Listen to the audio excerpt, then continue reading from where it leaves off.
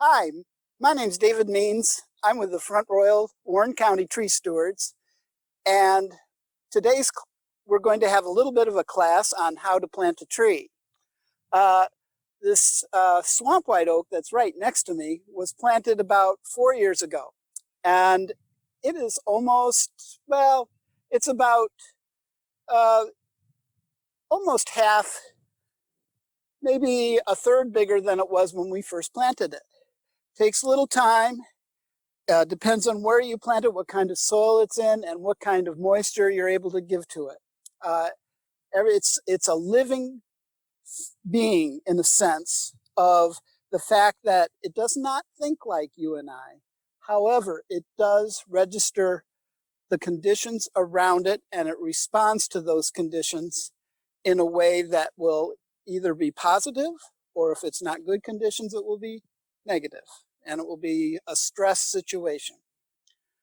We are fortunate for the last 3 years to have regular rainfall, so this tree has never had to have regular water. I'm hoping that will be the case for the tree that we are going to plant today, which will be a northern red oak, which I will show you in just a second. Just to give you a little bit of history on the tree stewards, I'd just like you to know that this is a forward-thinking group of people that see a vision 20 years down the road. Because when you plant a tree in 20 years, it will really give you a great benefit. It enhances our atmosphere. It enhances the life around us. The fruit that trees produce are a great source for wildlife benefit. Just so you know that, this situation where our trees considered superfluous to our well-being, that's not true. These will add value to your home, to your community. When somebody comes to the community and they see those Tree City USA signs, they know that this is a community that's forward-thinking and they value their life around them. We're going to switch over now to where I'm going to plant a tree, and I'll be with you in just a second. Thank you. Here we are. I've moved over to the site in which we're going to plant a tree. I have spaced the distance between our swamp white oak and the tree that we are going to plant today, which is the northern red oak. These trees are compatible. They both enjoy full sun, which is what we have here.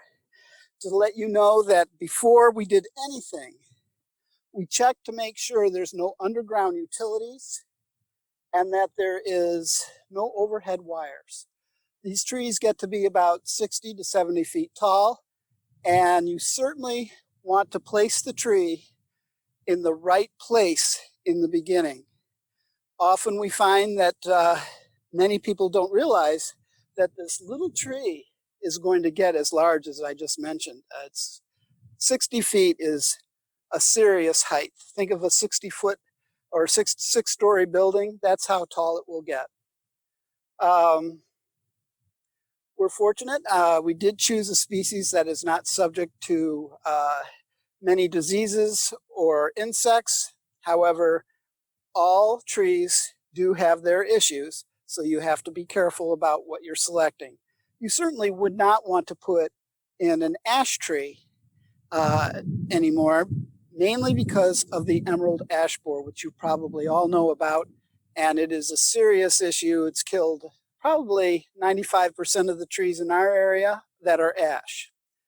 It only affects ash trees at this point. There's a possibility it might affect another native, which would be a fringe tree. However, there's a debate on that.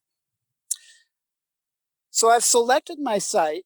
I've measured a distance from the tree that's existing, the swamp white oak, to our location here. And this is approximately 30-35 feet. This tree will get between 40 and 45 feet wide, which means 20-25 feet on one side and 20-25 feet on the other. And we're expecting to be clear of the tree next to us, which also has a very similar span and width. So often when I'm starting this project, I will get ready with my shovels, a tarp or a wheelbarrow in which to put the soil into or onto, and that way it's a nice, easy cleanup. If I just throw it in on the lawn, it just takes that much more effort, and why make it more difficult than it needs to be? It's not to be difficult, it's to be enjoyed. So I've picked this selection. I've looked at the size of this pot, which is approximately 14 inches in width.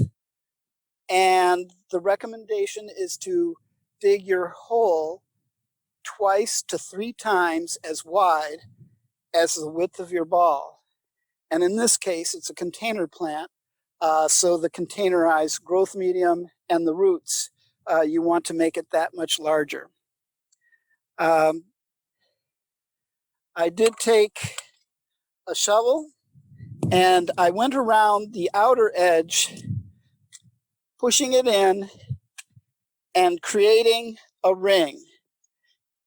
And with that ring, I then came and went underneath it. And you can do this in many ways. You're not going to be saving this grass, so you could just do it incrementally. The one thing we don't want to do is we do not want to plant any grass back into the hole that we're digging with the tree. This grass would then start to deteriorate, create methane gas, and it's detrimental to the health and well-being of the tree. So I have prepared this ring already. I've already dug underneath it, and we're going to peel off the grass.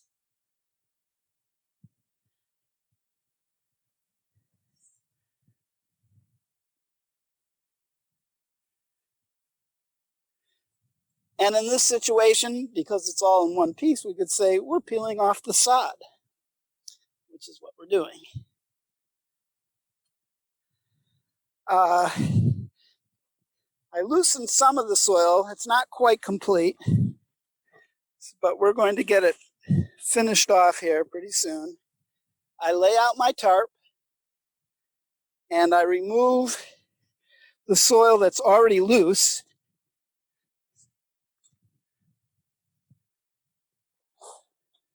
And you can probably tell by the color of the soil, it's not high in organic material. It's rather heavy in clay, and which means it will probably hold water fairly well, but will the water be available to the plant? And will there be enough air for the roots to be able to develop fully?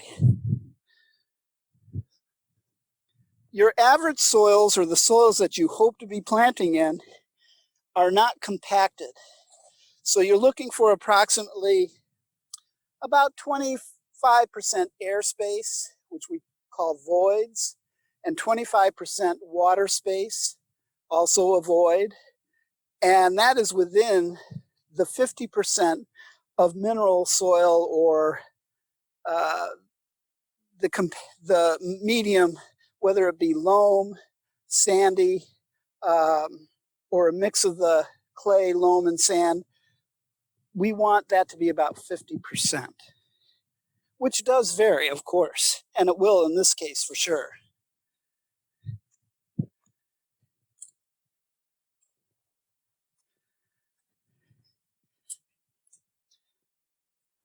When I'm planting these trees, I call these holes bowl holes, basically. It's like a salad bowl, and it's not straight sides down, it's more of at an angle. And the looseness of the soil, because it's 2 to 3 times bigger, gives the chance for the roots to grow outwards. We do not want the soil or the roots to be in a hole where they're constantly circling around. That would be like growing it in a pot, which is only good up until the time it starts circling. You can be almost guaranteed that any of these trees that you buy uh, in our uh, nurseries to, at least in containers, to have circling roots. And so I'm going to show you what we do about that.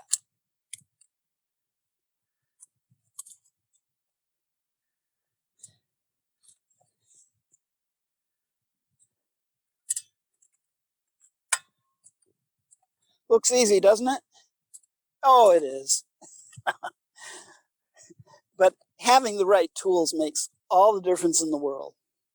It's hard to get into a door that's locked without a key. So these are the keys to your success. Each tool has somewhat of a different function to it. Long-handled shovel is great for scooping out the loose soil. The flat blade garden spade is great for putting the edge around and putting borders in your garden. And this little tile spade here is great for loosening up soil in preparation for the larger long-handled shovel to work on. Front Royal is, fortunately, the benefactor of many types of soils. And this is no exception. So I have, it's not really a pick, it's a combination tool that's going to work out very well in loosening the soil.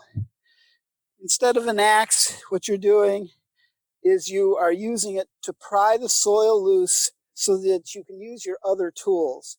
Some of our soils have a great number of rocks, and that is probably the most difficult type of soil to work with, are these riverbeds that over the years the river has changed course or deepened, and you end up with, at least along the river edge, a combination of either beautiful loam of flood material, or you're going to end up with a lot of cobbles, which are rounded river rocks.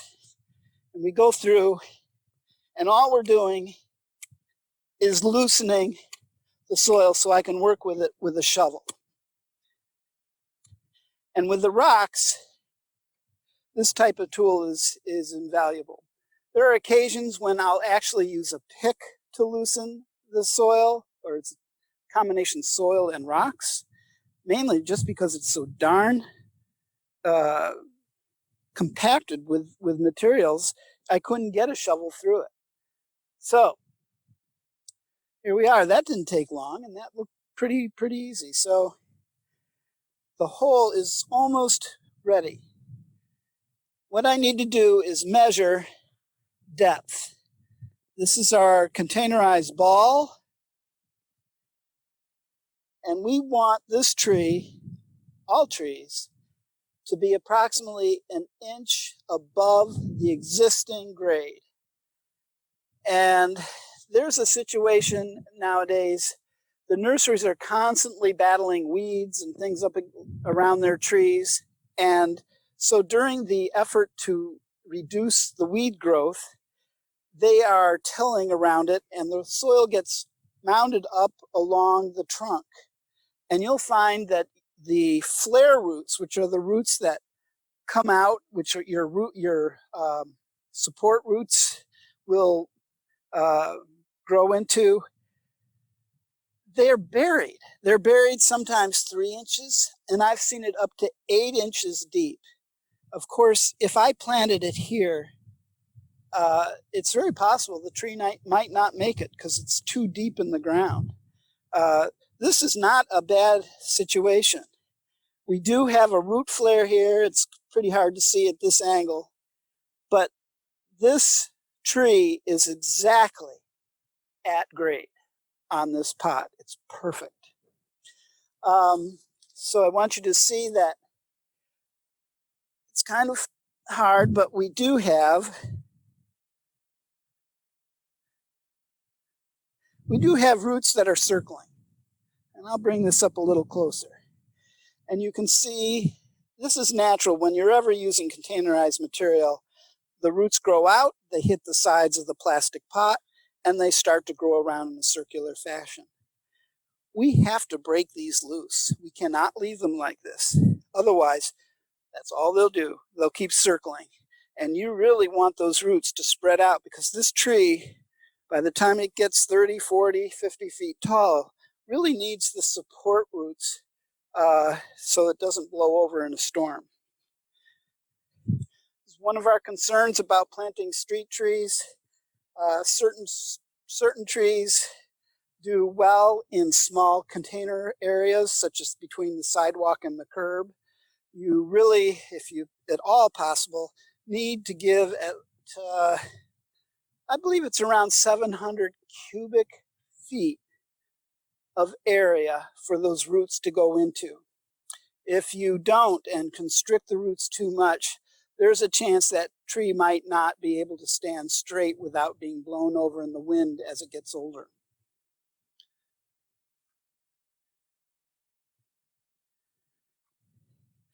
What you're going to see is a rather drastic move. Not as drastic as you think, but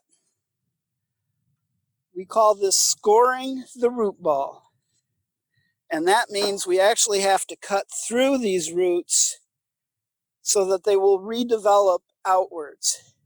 If you're able to find the near the end and pull the roots out, then that's a great possibility rather than simply cutting through. There's a problem with containerized material also. This material that they're planting into, well, you could call it soil. Really, it's a combination of wood chips, a little sand, a little bit of loam, peat moss. It's a manufactured soil, does very well for growing things very quickly, which is this type of growth. There were probably thousands of trees just like this, and they probably had drip irrigation, so they were getting monitored and fed water anytime they needed it. They grew incredibly fast. It would be the first year, just this little seedling. The next year, now that the roots are into the medium, it probably grew 2 feet to here. Third year to here. Fourth year. Fifth year. So we're looking at 6 years of growth. That's pretty serious. And that's doing really well. And it's because it was very taken care of. I do notice that there are some little fertilizer pellets in this stuff. So guaranteed, it's going to feel the change. The company or the retail center that I purchased this from, they don't have a high degree of maintenance on their live goods. So this is a very dry root ball, and hard to tell if there's any water at all in it except on the very 2 inches on the bottom. Uh-oh, what am I doing? Oh my God. Am I killing it? Am I trying to kill it? No. What I'm doing is I'm cutting those outer roots that are circling around, and I'm actually going to loosen this up almost to the point that it's a bare root plant. You know, some places you can buy bare root. You might as well and not worry about this stuff, but just make sure that when you do receive it, after it's being shipped, that you either heel it in immediately or plant it immediately in where it's supposed to go. Because this is one of those situations where you could save yourself a lot of money if you're doing a lot of trees and if you're able to do it quickly in planting. Oh, look at that. Makes you scream, doesn't it? Well, not quite. So this tree is going to be very happy with me for doing this with them. It's actually, I'm freeing it from its bondage. And I'm going to see what I can do about just loosening it and breaking it apart. Otherwise, I am going to have to cut these and so that they'll start growing outwards. Just so you know, the day I'm talking with you is the 10th of October. You couldn't ask for a better time of year to plant things. Definitely the spring is probably going to make life very hard for a new transplant. Main reason is these roots have not had a time, if it was April or May, to spread out and be able to take up enough moisture to support the crown of this tree.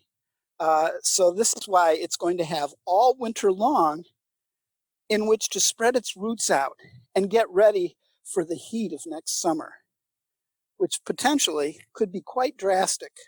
We're due for a couple dry years. I actually thought it was going to be a year ago or 2 years ago, but I was proven wrong. It's going to happen. Oh, and for those of you who live in the county where there's forest all around you, just be prepared for possibility of rapid change in terms of the moisture in the soil and the moisture of trees that have been laying down. And should there be a fire, you want to be ready ahead of time to have cleared your property, and we call this being fire wise. Very important. And it's going to happen. Out west, as you know, California, Oregon, Idaho, unbelievable. Well, who am I to say, but when you have fuel, you have ignition, you have oxygen, you're going to have fire. They had it all. Oh, I can hear my little tags making noise when I shake the tree.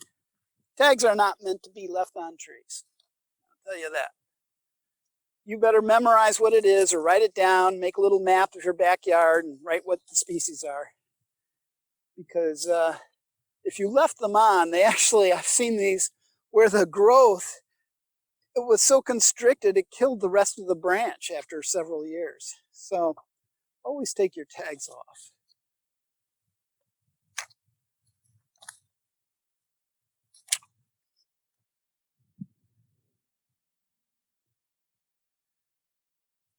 Nice little tree for the price. I stopped counting at 160,000, but I've planted a few trees in my day. That means I probably wasn't started yesterday. Some make it, some don't. It's all depends on your ability to take care of them. Trees are just like kids, you know. The younger it is, the more care you have to give it. So if you're dealing with a little seedling, that is like an infant. It's a little baby. It needs not a lot of water all at once. It needs a little water, but more often. And this is really where we see a lot of the death of plants. It's because people don't realize that initial establishment is critical, just as you know. I mean, we don't all jump to the workforce by the time we're 5 years old. We do things around the house to help out, but in terms of the real serious 9 to 9, or actually it comes out to about 6 to 6, many of us are working all the time. And that's, of course, a little tree is just like little kids. It needs a little more help. Oh, well, it's not as bad as I thought it was going to be. I've seen some really horrific situations with roots that have been left in the pots or the wrong size pot for too long. And I mean, it's a goner. There's no way to to cut the roots and expect it to live. Okay, we're getting there. Yeah, if you just took this and stuck it in the ground and expected it to be fine, it's very likely that over time it will grow, it will develop into a tree, but it takes that much longer. And what we're trying to do is give it as best a chance as possible. You can probably tell that this is really dry. Oh my gosh. We're lucky. Tomorrow it's supposed to rain all day long, which is a great benefit to trees like this. A lot of fine roots, very, very good to see. The trouble is they're not white. So it means that this tree has dried out consistently on a regular basis. And that's not what I want to see. Okay, I've been working on this root ball. All this fake soil, well, let's not call it fake, manufactured soil, has fallen into the hole. In a degree, this is really going to help. I'm going to modify it. I'm going to mix it in with the existing material. It's not recommended to add new soil to a planting hole, mainly because situations like this where it's all clay and all it is this really wonderful black topsoil you bought in a bag at the store, it's just going to go round and round like the edges were a pot. And you'll have the same issue as you did with this thing. It's too hard for the roots to get into. Eventually, yes, they probably would find little cracks and crevices and look for water. But that's going to take quite a while, and you can get things started in a good way before you do that.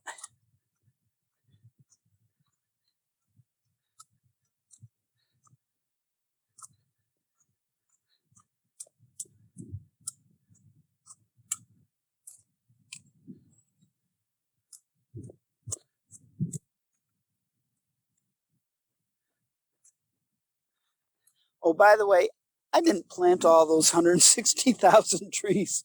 I designed probably 120,000 at least in another job I had, and went out with the crews and laid out the sites and made sure the right trees went in the right place. Little rocks are fine. It's not going to hurt anything. The roots will grow around them. Large stones I would recommend removing.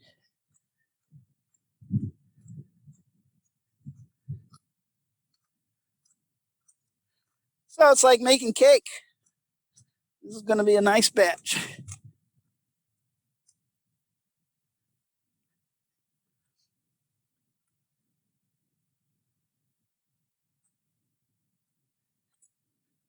Okay.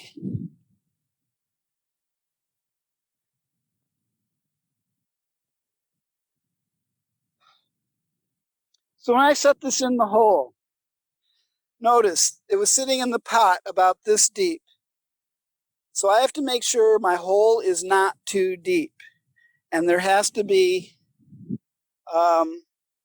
solid ground underneath the basic plant so the whole thing doesn't sink over the next 2 years as the soil refigures itself to the base.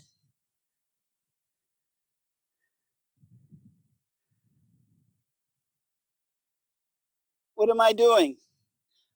I am measuring to see where the ground level is with my spade. You can use any straight bar or piece of wood, but you want to make sure that you have this area right here about 1 inch above the rest of your ground. At this point, it's probably 2 inches higher, maybe 3. So I need to take out some of what I just mixed in here, pull it up on the edges, lower the center of the hole.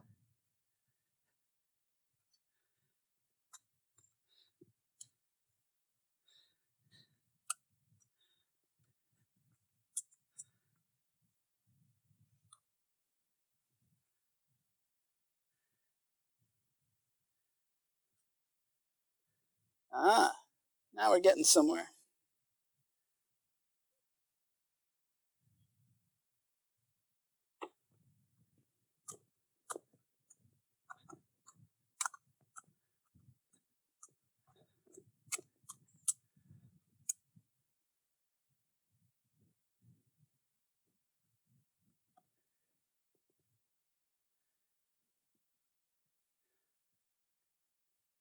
How do they say it?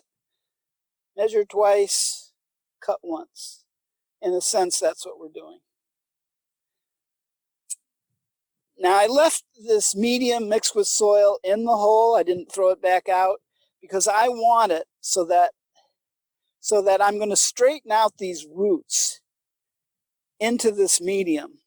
And the medium itself is going to hold the roots in place going outwards instead of around where the pot used to hold them.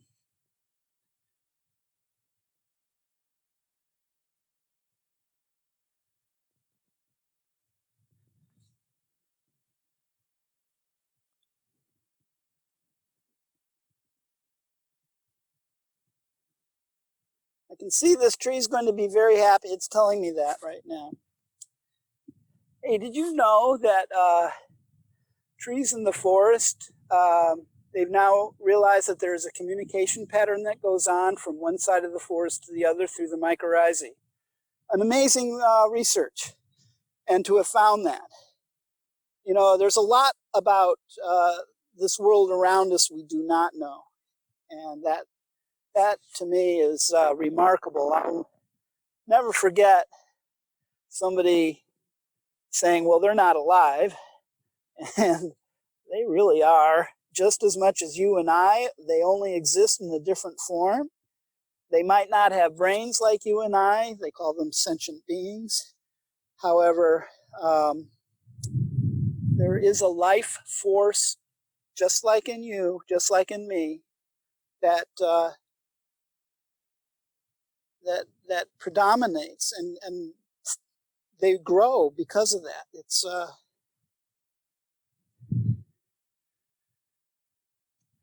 a big world. We live in a wonderful world.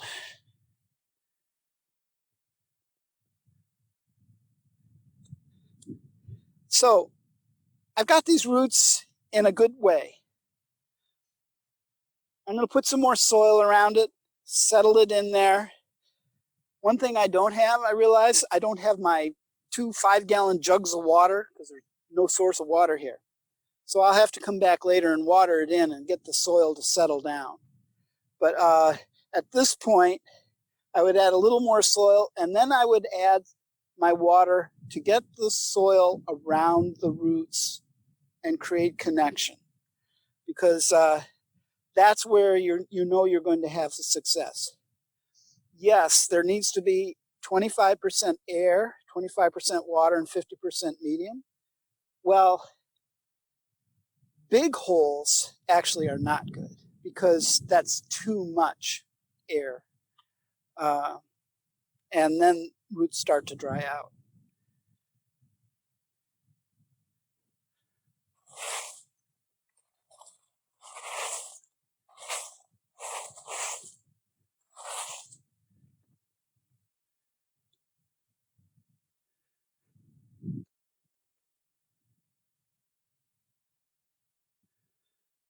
Okay. So yes, this is good. And so I'm just gently working some of this looser material down around the roots so the root flare will be slightly higher than the rest of the ground. We are on a slight slope here.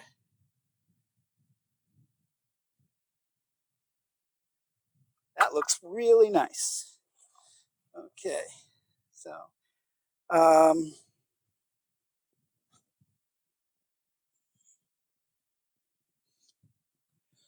we don't want to stamp this down to 95% compaction. We are not building a road here. We want it to be maybe at 50% to start. It'll settle in all by itself, maybe ending up being 60%. We have to be quite aware, cognizant, that we don't want to cramp their style. Okay.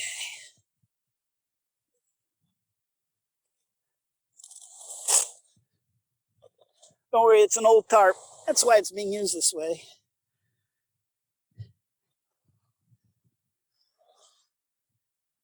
Oh, I make it look easy, I know, but you just wait. You'll have your chance.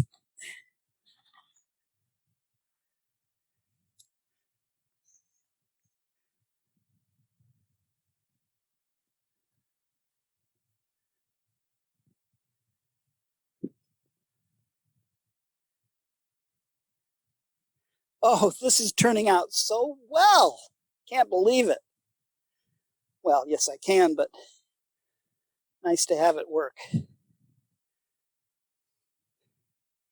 So I really like working with trees. They don't talk back to me. As long as I do the right things, they grow really well. And they have such benefit. I grew up in a community that was very proactive with trees, and they kept their urban forest in excellent shape. They had trained people who maintained them, pruned them. When they would die, they would remove trees.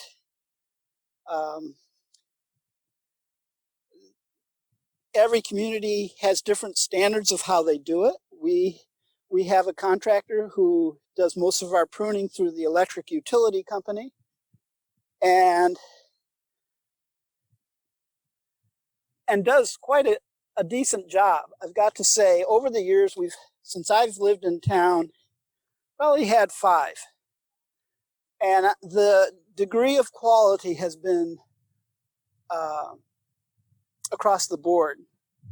Right now, we have an arborist who does a very nice job in pruning, understands the types of cuts needed to structure prune and to allow for the growth of callus tissue.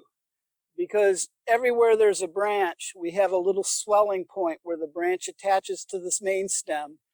And that swelling point we call a collar. That's where the parenchyma and echyma tissues are that respond to a wound. And it is a wound, it's a wound forever, but respond to a wound with wound wood, callus tissue that will grow and cover over that wound. Certified arborists, that's really a big part of what they know and why they are sought out as people to perform these tasks. Believe me, it does not take a certified arborist to be the only ones to know this. And so we're fortunate in this area to have that resource. What do you think? Not too bad, huh? Okay.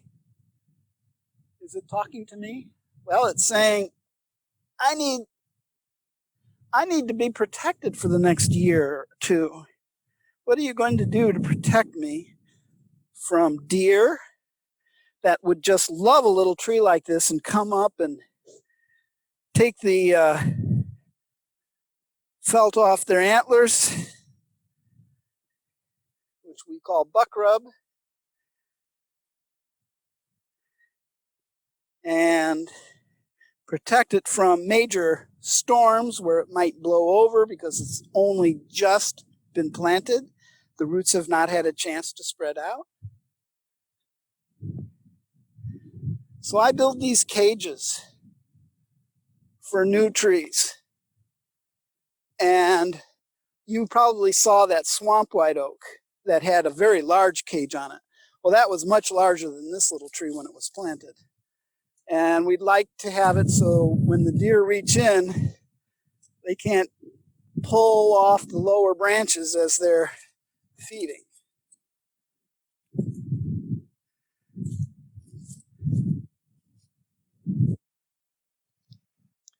The key is to get these to be up to a point where the deer are going to hit and eat the lower portions, and the top part is going to continue to grow upwards.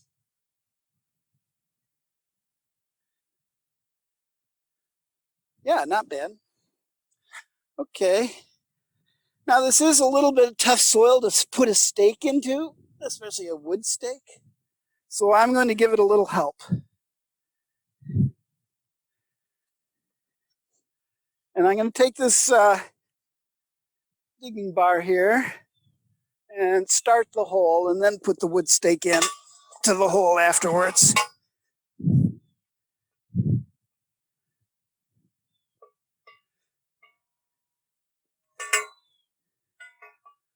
It's going to be loud. Get ready. If I could turn this down, I would.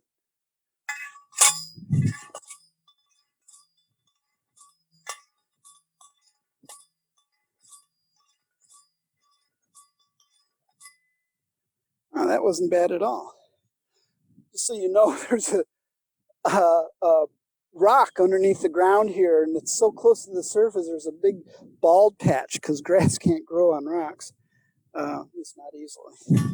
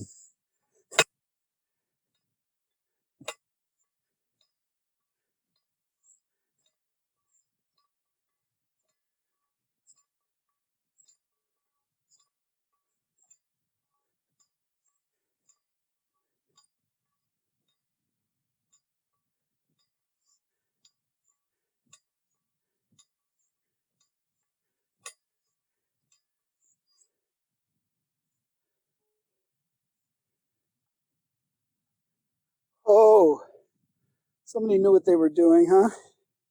Okay. I've already cut these little straps, and I'm going to use them to tie the wire basket to the stake.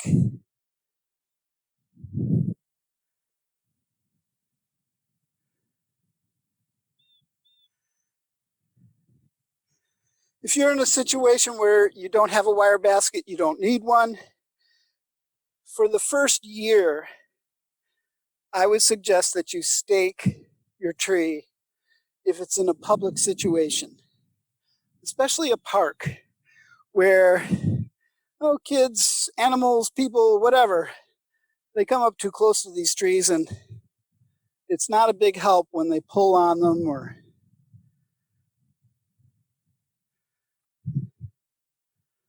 accidentally branches get broken, which is true.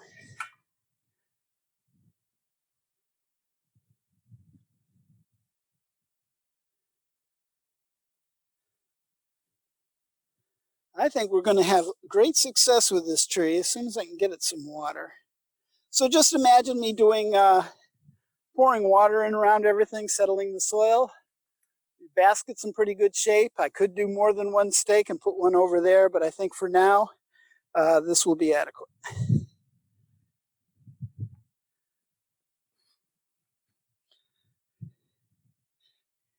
Well, a little cleanup, moving things back to my vehicle.